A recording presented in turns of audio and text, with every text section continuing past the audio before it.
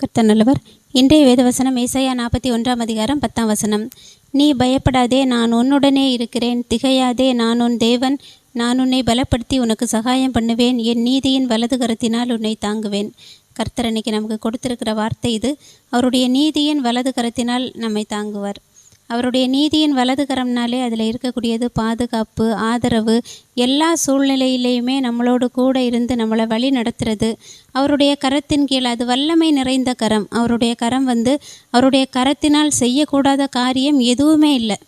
அப்படிப்பட்ட அந்த நீதியின் கரத்தினால் நம்மளை தாங்கி கொண்டிருக்கிறார். அதனால தான் நம்ம இன்றைய வரைக்கும் ஒரு ஜீவனோட, ஆரோக்கியத்தோட, பலத்தோட நம்ம இன்றைக்கி ஜீவிக்கிறோன்னா அதுக்கு அவருடைய நீதியின் கரத்தினால் நம்மளை தாங்கி வழிநடத்தி அவருடைய சத்திய வழிபாதையிலே ஒவ்வொரு நாளும் நம்மளை உறுதியாக நிலைநிறுத்தி நடத்தி கொண்டிருக்கிறாங்க.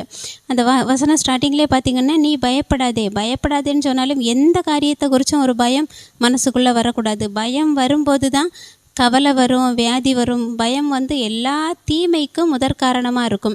ஒரு தீமை நம்மளுடைய வாழ்க்கையில் வரப்போகுதுனாலே முதல்ல பயத்தில் இருந்து ஸ்டார்ட் ஆகும். அந்த ஒரு சூழ்நிலையை குறித்து ஒரு பயம் வரும்போது ஆட்டோமேட்டிக்காக கவலை வரும். கவலை அப்படியே வியாதியை கொண்டு வரும். வியாதி அப்படியே மனம் அடிவடைய பண்ணும், சோர்வடைய பண்ணும். அடுத்து எந்த வேலையிலையுமே ஒரு இன்ட்ரெஸ்ட் இல்லாதபடி நம்மளை தீமைக்கு நேராக வழி நடத்தும். ஆனால் வசனம் சொல்லுது, அவர் நீதியின் வலது கரத்தினால் நம்மளை தாங்குகிறார். அவர் தாங்குறாருன்னா நம்ம சொகுசான ஒரு நல்ல வாழ்க்கையை வாழ்வோம். அவர் அப்படிப்பட்ட வாழ்க்கை வாழ தான் நம்மளை அழைச்சிருக்கிறாங்க.